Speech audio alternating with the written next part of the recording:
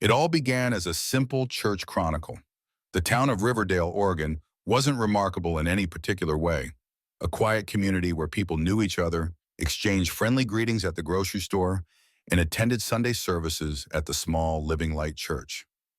For 15 years, its pastor, Henry Woods, had been the leader of the local congregation. He was seen as a paragon of honesty, kindness, and spiritual wisdom. His wife, Sarah, was always by his side, supporting him in everything. Together, they seemed like the perfect couple, a strong foundation for a community that trusted them as much as they trusted themselves. But life is always more complicated than it appears at first glance.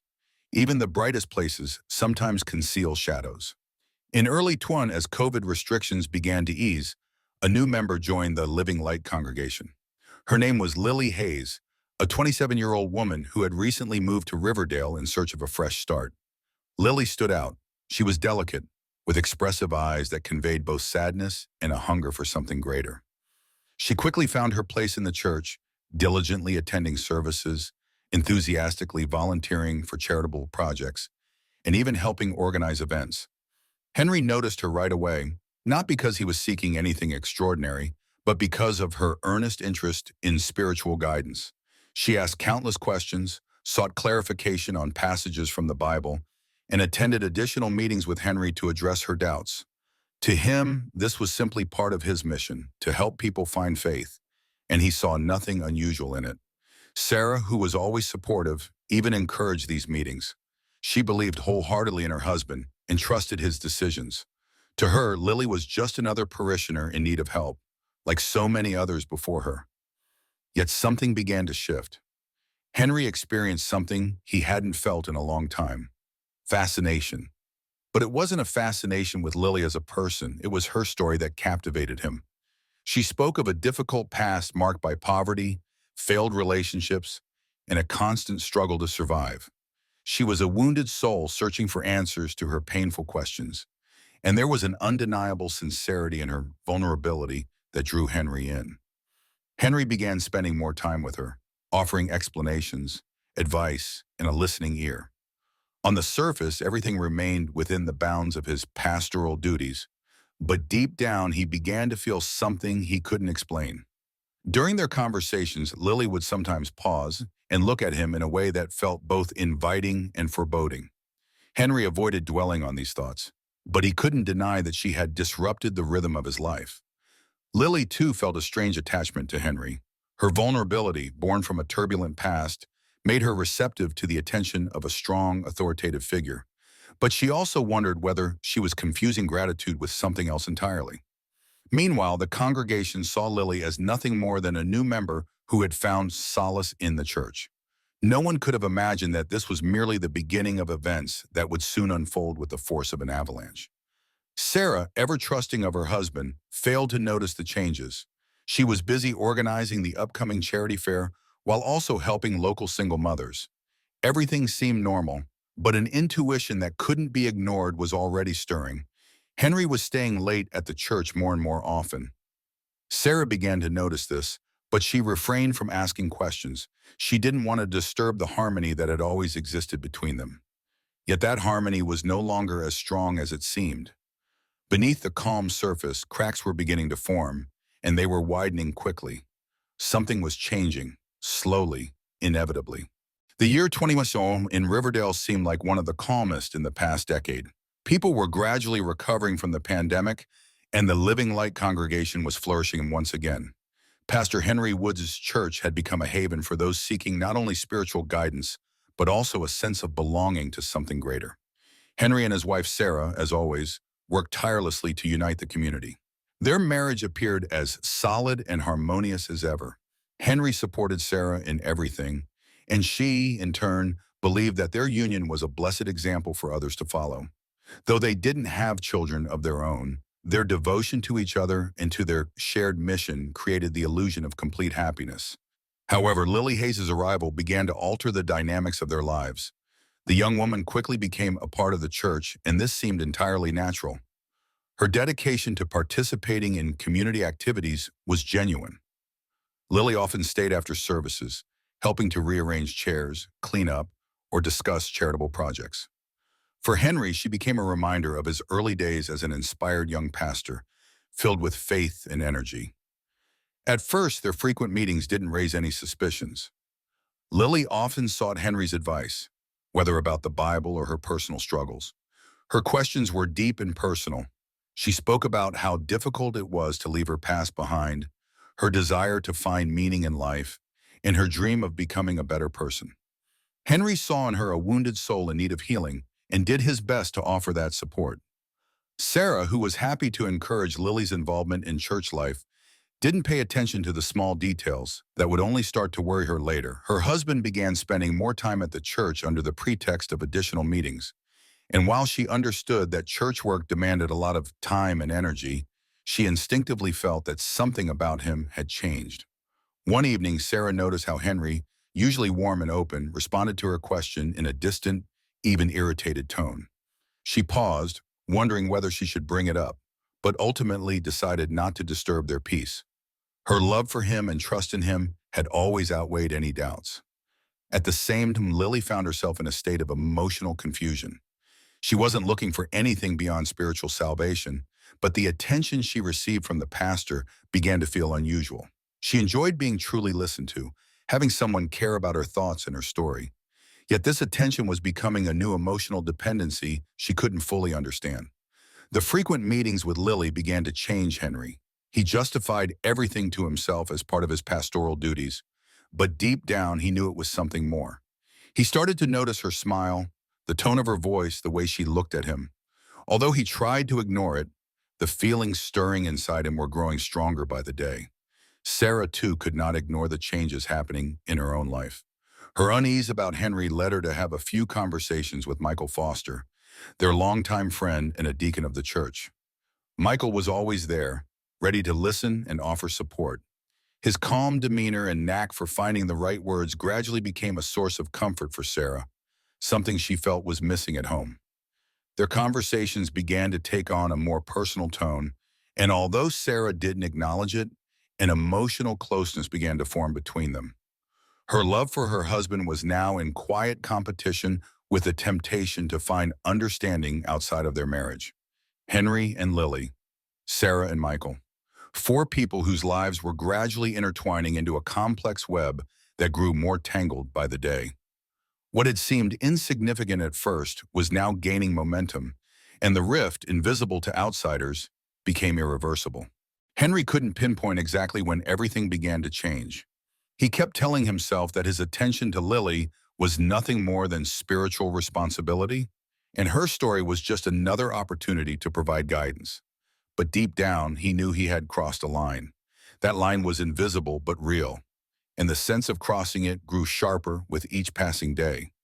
Henry began suggesting more often that Lily stay after services or meet separately to discuss her questions or struggles. He justified this by reasoning that individual attention was sometimes necessary. Lily accepted these invitations without hesitation. Her loneliness and longing for support from someone who seemed so moral and spiritually grounded left her especially vulnerable. Their conversations started to go beyond religious topics. Lily opened up about her fears, disappointments, and struggles, and Henry, as he listened, felt needed, important, even special. He liked the way she looked at him with trust, a trust he hadn't seen in years. At first, this was simple human empathy, but over time, it began to take on a form that Henry was afraid to even contemplate. Sarah could no longer ignore the changes she sensed. Her intuition, that invisible part of a woman's nature that rarely errs, told her something was wrong. Henry had grown distant. He spoke less, answered her questions evasively, and the calm, steady gaze she had always known now seemed filled with tension. Watching all this, Sarah tried not to betray her own nature, which was to support her marriage. She thought that perhaps Henry was going through some kind of crisis, something everyone faces at some point. Yet her suspicions continued to grow. One evening, she mustered the courage to ask him directly, "Henry, are you sure everything's all right? You've changed so much lately." He held her gaze for a moment, silent for a few seconds, before answering too quickly. "Of course, Sarah, it's just, there's so much work, the church is a constant responsibility." His words sounded truthful, but there was a coldness in his voice that troubled her. Sarah chose not to press further, afraid of uncovering something she didn't want to face. Meanwhile, her conversations with Michael were becoming more frequent. Michael, nearly the same age as Henry, had a calm and steady nature, and his willingness to listen contrasted starkly with her husband's recent aloofness. He seemed to understand her without needing many words. Sarah began to feel that she could confide in Michael, something she hadn't done with Henry in a long time. Michael, for his part, couldn't remain indifferent to this new closeness. He noticed how Sarah was changing, becoming more vulnerable, yet searching for support. Michael kept his feelings to himself, but his attentiveness and involvement in Sarah's life grew increasingly personal. On the other side, Lily began to notice that her interactions with Henry were taking on a new emotional tone. His glances lingered a bit longer than necessary. He had become more attuned to her moods, and he even began to joke with her, a behavior he hadn't previously allowed himself. Finally, Henry took a risk. One day he invited Lily to accompany him on a visit to the hospital, where they were to check in on an elderly member of the congregation. It was his idea to show Lily how important it was to be involved in the lives of the community. Lily gladly agreed, not realizing how profoundly this moment would alter everything. The hospital visit went smoothly, filled with warmth and goodwill, but the ride home was a different story. During the drive, there was a prolonged silence between them, a silence that felt heavy. Henry realized that his thoughts had strayed too far, but he couldn't pull himself back. That evening, Sarah returned home feeling even more estranged from her husband, and on that same day, Michael, for the first time, allowed himself to take Sarah's hand, a gesture she did not pull away from. All of them, consciously or unconsciously, were inching closer to a point where turning back would no longer be an option. After that trip to the hospital, a new level of closeness formed between Henry and Lily, one that no longer required words. It was an invisible thread they both felt but refused to acknowledge. Henry kept reminding himself that his actions were solely aimed at supporting Lily's spiritual growth, yet he couldn't deny how often his thoughts revolved around her. Instead of focusing on his work or prayers, he found himself replaying their conversations, thinking about her smile and the moment of tense silence they had shared in the car. Lily, for her part, also began to notice the changes. Her interactions with the pastor no longer felt like typical church mentorship. She realized Henry had become more attentive toward her, his gaze lingering longer than it used to, and his words carrying a warmth that hadn't been there before. Lily tried not to give it too much thought, but more and more often, she caught herself anticipating their meetings as the most important moments of her week. Meanwhile, Sarah decided to immerse herself more deeply in community activities, hoping to spend more time near her husband. She began assisting with planning charity events, organizing meetings with parishioners, and even joining a new youth program. She tried to bring their marriage back to the harmony they once had, but with each passing day, she felt Henry pulling further away. At the same time, Sarah couldn't ignore her growing emotions toward Michael. Their conversations had deepened, and now they discussed not only church matters, but personal issues as well. Michael was becoming the person Sarah turned to during moments when Henry was too busy or avoiding her. She wasn't sure if what she felt was right, but she viewed it as a source of support during a time of uncertainty.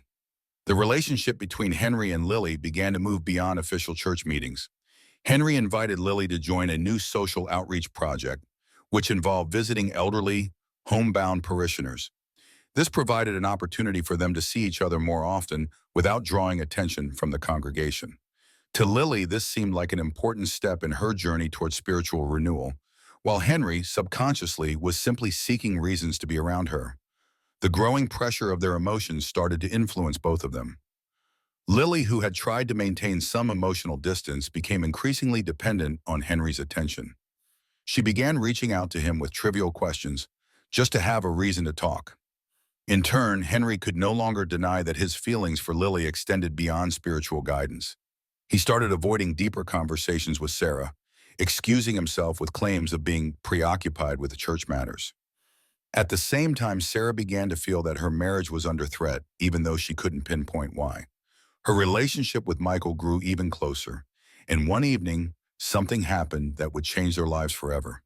The emotional barrier that had kept their interactions within the bounds of friendship was broken.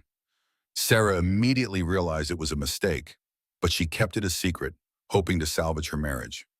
Meanwhile, Lily also struggled with internal conflicts. She didn't want to be the cause of anyone's problems, but her dependency on Henry's attention had grown too strong. Their frequent meetings and emotional connection were becoming noticeable to the congregation, though no one dared to voice their observations aloud just yet. At the same time, Sarah began experiencing unexplained weakness and fatigue. She visited a doctor who recommended a series of tests. While she awaited the results, Sarah had no idea that this was just the beginning of events that would soon upend all of their lives. Despite his role as pastor, Henry could no longer control the situation. His life, once grounded in clear principles, seemed to be unraveling. The emotional tension brought on by his frequent meetings with Lily had become a burden. He kept trying to convince himself that their relationship remained within the boundaries of spiritual mentorship, but deep down, he knew those boundaries had long been crossed. Lily, too, found herself in an internal struggle. Her feelings for Henry had grown into a dependency. She knew her attachment to him was inappropriate, but she couldn't stop herself. Her troubled past and desperate need for support made Henry the center of her life. She sought in him what she had always lacked: unconditional attention and understanding. All of this came to a head on the day Henry decided to arrange a meeting with Lily at an isolated house owned by the church. He justified it as a quiet place where they could discuss her spiritual progress and next steps in her community service. Lily agreed without hesitation, trusting Henry and seeing no harm in the invitation. The house, often used by the church for various events, was empty that day. When Lily arrived, Henry greeted her on the porch. He looked tense, which immediately caught her attention. They entered the house, which looked as it always did: old furniture, a few religious books on the shelves, and paintings of biblical scenes on the walls. Henry began the conversation by asking about her well-being and spiritual needs, but his tone was distant. Lily could sense that something was wrong. After a few minutes, Henry abruptly changed the subject, bringing up the topic of health. He looked irritated and tense, then asked her directly if she had been aware of her medical condition before beginning her interactions with him. Lily was stunned. She didn't understand what he was talking about and tried to figure out why he was behaving this way. That's when Henry revealed that he had received his medical test results, which confirmed that he was HIV positive. The diagnosis had come as a shock to him, and now he was accusing Lily, believing she was the source of the infection. Lily tried to explain that she couldn't have been the cause, but Henry wasn't listening. He was in a state where logic no longer mattered. His emotions had taken over. The tension between them reached a critical point. In a moment of emotional turmoil, Henry made an impulsive movement, and the result was tragic. Lily fell, suffering a severe injury. Henry froze, unable to process what had just happened. He hadn't intended to harm her, but now he stood there, fully aware that everything had changed forever. After a few minutes of stunned silence, Henry did what he believed was the right thing. He called the police and reported the incident, confessing to what had occurred. Then he sat down in a chair, waiting for the authorities to arrive, utterly broken by what he had done. That day marked the point of no return, not just for Henry, but for everyone connected to him. What had started as simple spiritual meetings ended in tragedy, forever altering the lives of the congregation and the community. The arrest of Henry Woods sent shockwaves through the Riverdale community. People couldn't believe that their pastor, a man they had trusted for years, could be involved in such a tragic incident. News of the event spread quickly through the small town and beyond, sparking outrage, sympathy, and countless questions.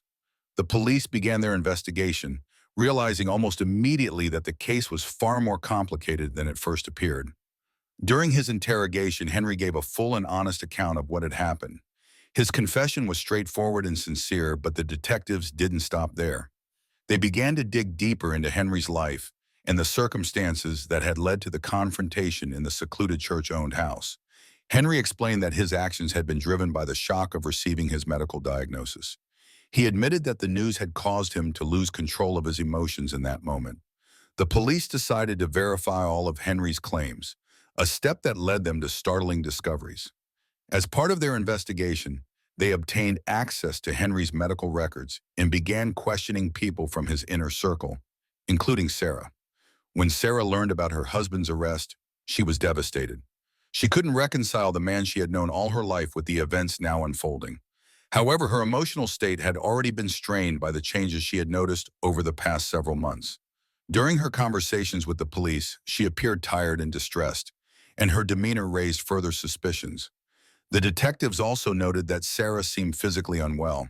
When asked about her health, she admitted that she had recently undergone medical tests due to persistent fatigue. The police requested access to her test results, and what they uncovered became a turning point in the investigation. The results of Sarah's test confirmed that she too was HIV positive. This revelation raised even more questions. It forced Sarah to confront the reality of her condition and acknowledge the choices that had led to it. In an emotional confession, Sarah admitted to having been involved with Michael Foster, the church deacon, over the past few months. Michael, in turn, confessed that he had been aware of his HIV-positive status but had kept it a secret. His decision not to disclose this information had now caused devastating consequences for others, including those closest to him. The revelation of Michael's secret sent shockwaves through the community. It wasn't just about his involvement with Sarah. It was about the betrayal of trust. The man who had once been a pillar of moral guidance and support had knowingly put others at risk. The police opened a separate investigation into Michael, and the community's sense of stability was further shattered. Meanwhile, Sarah's health began to deteriorate, forcing her to begin treatment. She realized that her actions had become part of a chain of events that destroyed not only her life but also the reputation of her husband and the congregation as a whole. As the police built their cases against Henry and Michael, rumors and speculation spread like wildfire throughout Riverdale. People weren't just discussing the tragedy of Lily's death. They were delving into every detail of the scandal that had surfaced. The reputation of the Living Light Church was irreparably damaged, and many parishioners abandoned it, unwilling to be associated with the growing controversy. This tragedy marked the beginning of the end for a community that had once seemed unshakable. Relationships built on trust and spiritual values had been shattered by lies, hidden motives, and reckless decisions. Every action taken by those involved had consequences that could no longer be undone. For the once thriving congregation, this was the final blow. The church's unity had crumbled, leaving only fragments of what it had once been. People who had once come together in faith were now divided by suspicion and betrayal, their bonds irreparably broken. The scandal that erupted in Riverdale completely destroyed the Living Light Church community. News of Lily Hayes' death, the arrest of Pastor Henry Woods, Sarah's affair with Michael Foster, and the deacon's concealed HIV status quickly spread not only throughout the town but also far beyond it. For the small community where everyone knew each other, this wasn't just a tragedy, it was an earthquake that shook the very foundations of their lives. For years, the Living Light Church had been a symbol of unity, trust, and faith. Pastor Henry had been seen as the embodiment of integrity, morality, and spirituality. Sarah had been admired as a devoted wife and a figure of support and selflessness. Michael Foster, the deacon, was a trusted confidant who always found time to help others. But now that all three were at the center of the scandal, people felt betrayed on a deeply personal level. Each Sunday, fewer and fewer parishioners attended services.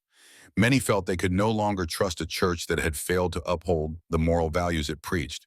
For some, it was an opportunity to reevaluate their faith entirely, as the institution that was supposed to be sacred and unshakable had proven vulnerable to human flaws. The church building, once alive with hymns, children's laughter from Sunday school, and the warmth of shared prayers, now stood increasingly empty. Organizing committees for charity events stopped meeting, and support groups that had helped people through addiction or life struggles were disbanded. The scandal undermined the very fabric of the community. People began to distrust one another, looking for hidden motives in their neighbors' actions. What had once united them now became a source of division and conflict. Some parishioners even demanded the official dissolution of the church and the sale of its property, arguing that the Living Light congregation could no longer fulfill its mission. Yet there were still a few who clung to the hope of salvaging the community. A small group of devoted parishioners called for reconciliation and rebuilding. They proposed electing a new pastor who could help restore trust and guide the congregation toward a fresh start. But their efforts were in vain. The wounds ran too deep and the betrayal too severe for the community to come together again. Meanwhile, the lives of Henry, Sarah, and Michael continued to unravel. Henry awaited trial for the involuntary manslaughter of Lily. His confession and cooperation with the investigation reduced the likelihood of a harsh sentence, but his guilt was undeniable. Sarah, now grappling with her HIV diagnosis, began treatment and tried to distance herself from the public eye. Overwhelmed by shame and grief, she decided to leave Riverdale entirely. She moved to another town, hoping to start over. There she found work with an organization dedicated to helping people living with HIV. It became her way of seeking redemption for the mistakes she had made.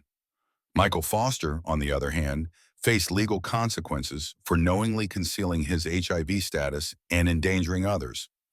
His actions, once perceived as selfless and virtuous, were now seen as the ultimate betrayal of trust. He was arrested and his reputation, once sterling, was utterly destroyed. Months after the tragedy, it became clear that the community could not be rebuilt. The Living Light Church officially closed its doors. The building, which had once been a symbol of unity and faith, now stood empty, a haunting reminder of how quickly even the strongest bonds can crumble under the weight of hidden truths. A year later, the property was sold to a local businessman who converted it into a warehouse. For many in Riverdale, it symbolized the irreversible loss of what the church had once meant. Lily Hayes, despite her untimely death, left a lasting impact. Her story became a topic of sorrowful reflection, and young people who had known her established a foundation in her memory. The foundation aimed to support women who had endured difficult life circumstances. It was one of the few positive outcomes of an otherwise devastating series of events. Riverdale itself slowly recovered, but it was never the same. The people who remained tried to forget what had happened, but the events surrounding the church left scars that would never fully heal. Trust between neighbors was eroded, and many avoided community initiatives altogether. This story served as a powerful reminder of how hidden secrets and betrayals can destroy even the most tightly knit communities. What had once been a source of strength and unity for Riverdale was now a cautionary tale, one that illustrated how human weakness and moral failings can ripple outward, leaving devastation in their wake. For the people of Riverdale, it was a lesson learned far too late. The trial of Henry Woods drew attention not only from the residents of Riverdale, but also from neighboring towns.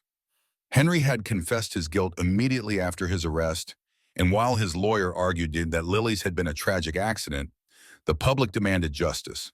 The judge, taking into account Henry's confession, sentenced him to 15 years in prison. The verdict provoked mixed reactions. Some felt it was too harsh. Others believed it was not severe enough. For Henry himself, the sentence was not just legal punishment. It was the beginning of a deep personal reckoning. In prison, Henry tried to make sense of where he had gone wrong. He wrote letters to Sarah, apologizing for failing to preserve their marriage and for the mistakes that had led to so much pain. Sarah read the letters but never replied. She had already made her choice and decided to move forward with her life. After the church closed and news of her affair with Michael became public, Sarah left Riverdale. Her health remained fragile, but she began a new life in another town. There, she took a job at an organization that helped people living with HIV. It became her way of atoning for her mistakes. Michael Foster was sentenced to 10 years in prison for knowingly concealing his HIV status and endangering others. His case set a legal precedent as the court ruled that his actions were not just irresponsible, but intentionally harmful. In prison, Michael withdrew completely from the outside world. His reputation was destroyed, and his betrayal of the community's trust left him isolated, even among the other inmates. As for the Living Light congregation, it never recovered. After the church was officially closed, the building remained abandoned for some time. A year later, it was purchased by a local businessman who converted it into a storage facility. Lily Hayes, though gone, left a profound mark on those who knew her. Her story became a somber reflection of vulnerability and pain. In her memory, a group of young people from the community established a foundation dedicated to helping women who had experienced hardship. This was the sole positive outcome of the tragedy, a small flicker of hope born from the darkness. Riverdale itself slowly began to heal, but it could never fully return to what it had been. Those who remained tried to move on, yet the events surrounding the church left indelible scars. This story became a grim reminder of how secrets and betrayals can destroy even the strongest bonds.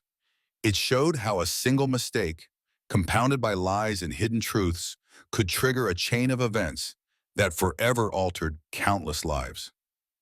Each of the key players in this tragedy paid a heavy price. Henry lost everything he had built over decades and was left to face his guilt alone. Sarah, consumed by shame and grief, had to start over from scratch, haunted by the choices she had made. Michael, once a trusted figure, became a symbol of hypocrisy and deceit. There were no winners in this story, only shattered lives and painful lessons. It demonstrated that even one act of betrayal can set off a chain reaction, destroying everything in its path. For Riverdale, the lesson came too late, leaving only broken fragments of what once was.